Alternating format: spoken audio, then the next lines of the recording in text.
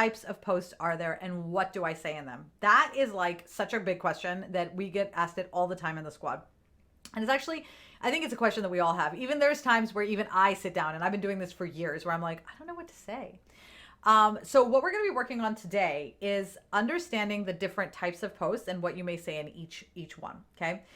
The thing is about Facebook and social media in general is that people don't notice as much as you think they do. So I know that like when we make a post, we feel very intensely that people need to see this post, right?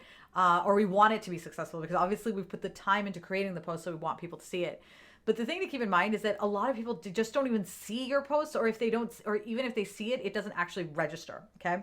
So what I mean that is this, is that of all of the posts that you make, the reach for your post, the actual number of people that it's shown to is about 5.2%. Okay. So about 5.2% of people are going to get your post in their feed.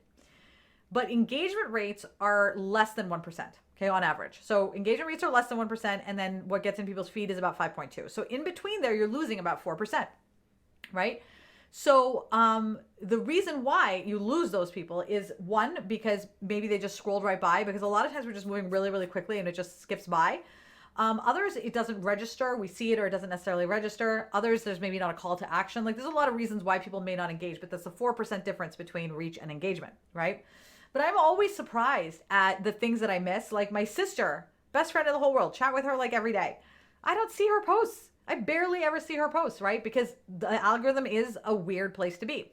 But we need to be aware of how it works, because otherwise we're going to feel bad about posts that we really shouldn't be feeling bad for. And I guarantee there's a lot of posts that you're making that you don't need to feel bad for, but you do feel bad about because you weren't getting engagement. So it really helps us to understand the role of each post, why you might want to make it, why you don't really need to feel bad about it, and how to make those posts better. So we're going to start by talking about what the different types of posts are. And then in the next video, we'll talk about how to write posts that people respond to, like actually writing the post. But this is going to be about different types of posts. So first, let's talk about the variety of posts in Facebook. The way that Facebook works is this, is that it looks at the entire catalog of posts that exist out there, right? For an individual person, right? So for me, it just looks at all the catalog that's out there. This isn't everything that ends up on my feed. It's just everything that's available to show up on my feed. And what it does is it runs an algorithm to, one, check to see who it is that posted, what the topic is, things like that. But the third thing that it looks at, which is relevant to this particular post, is it looks at the variety of types of posts that are there, right? So if you make a post using a GIF, it's going to get more reach than you making a post that's just an image and text, because everyone makes posts that are images and text. And so there's a huge amount of inventory that Facebook has to pull from when it's choosing what to put on my feed. And it's trying to put on a variety of posts. So it's trying to put on some lives, some images with text, some just text, some with GIFs, some with videos. So it's trying to give me a variety of things to look at so that I don't get bored. So it's going to look at the pool of posts with images. It's going to look at the pool of posts with text, right? And almost everybody makes those types of posts. So if you make a post with image and text, it's going to be less likely to be seen just because there's a lot of competition in those areas. Anything that's a live video, that's a video, a poll, a GIF, checking in, things like that, anything that is outside of those two areas, there's less competition. So now you have a higher likelihood of being shown in someone else's feed just because you're using a different type of post than the image text, or just plain text, okay? So it's important to recognize that why your post gets shown has as much to do with the variety of types that you're using as the text that's in it, okay? Now, what I would recommend is I've broken up my posts into 5 different types of posts, okay? So I make 5 different types of posts at any given point in time. So the first type of post that I talk about is the conversation starter. And a conversation starter is short, it's quick, it's easy to do. It could be a story too, if you wanted it to be a story. It's to let your followers know that you're alive, that you're thinking of them, and to check to see if they have a heartbeat, right? So are you there? What's happening? Those kinds of posts are usually going to be hit or miss. They will either do really, really well, or they're not going to get any traction at all. Your intention when you post them needs to be, it's hit or miss. We'll see what happens. It's really just me wanting to share with my community, but it's hit or miss, not a big deal either way, which way it goes. Those are the kinds of posts that I would say to put in if you need to do something quickly. It's important to recognize that I don't recommend doing posts just to get something out there, but if you have something that you want to say that's really just a quick thing, then it doesn't have to be long and drawn out just because that's how you feel like you're supposed to be writing. It can be a quick thing. But I would not recommend making a post just to get engagement and being like, oh, what do I write? Okay, I'll write hashtag love my life, right? That's not me wanting to share something. That's me wanting to put something up just because I feel like I have to, as opposed to me being out on the beach, while I'm on vacation, being like, oh my gosh, I love the beach, right? I just want to share that with you, that I love the beach, and I'm sharing a picture of I love the beach. I really do love the beach. And you get that from my picture. Now it reads totally different to the audience. The audience is like, oh my God, she does love the beach, as opposed to a picture of maybe a baseball player saying, what do you think? Which is really not in my wheelhouse. So it's important to recognize that your conversation starters still need to be authentic, even if they're quick. There's the, did we just become best friends post? That's a post where you're talking about things that you like and you enjoy. You're talking about the Golden Girls. You're talking about Jason Momoa. You're talking about nostalgia, MTV, 1980s, dogs, cats.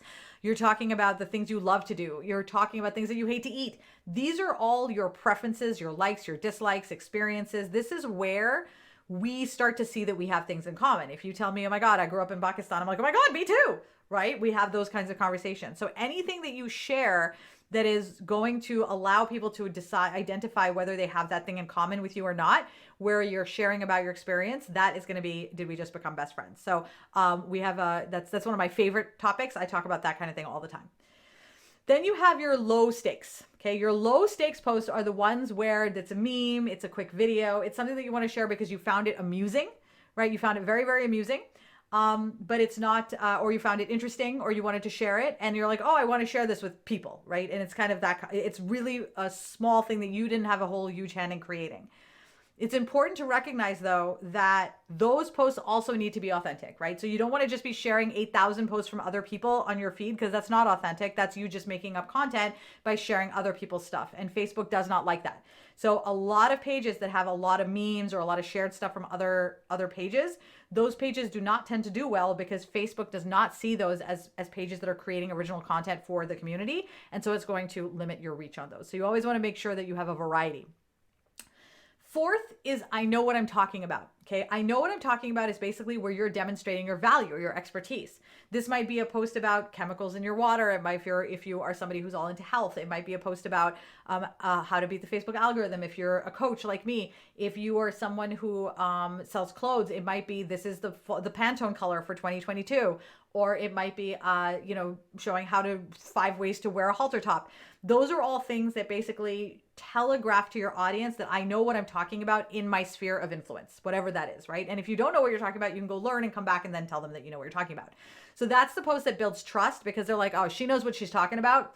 I trust her. Okay. That's what those posts do, is they build trust. And then there is the fifth type of post, which is the buy from me post, which you absolutely have to have. There is nothing weirder than walking into a store that there's no way to buy. Okay. You are a business. You are trying to sell something. Do not be shy when you're asking for the sale. Be bold, be alpha. You are asking for a sale for something that is very valuable, that your audience wants, needs. You know this because you went through the earlier videos where you discovered their pain points during the day. You know what your unique value proposition is. You know that what you have to offer is important and special. Now they need to know that, right? So buy from me posts. Do not be shy when you are actually selling. That's the time for you to really just go in for the sale, right? That's the thing, right? If you went into a store where nothing was labeled and there were no prices, there was nobody to help you, and you couldn't buy anything, you'd think it was a little weird.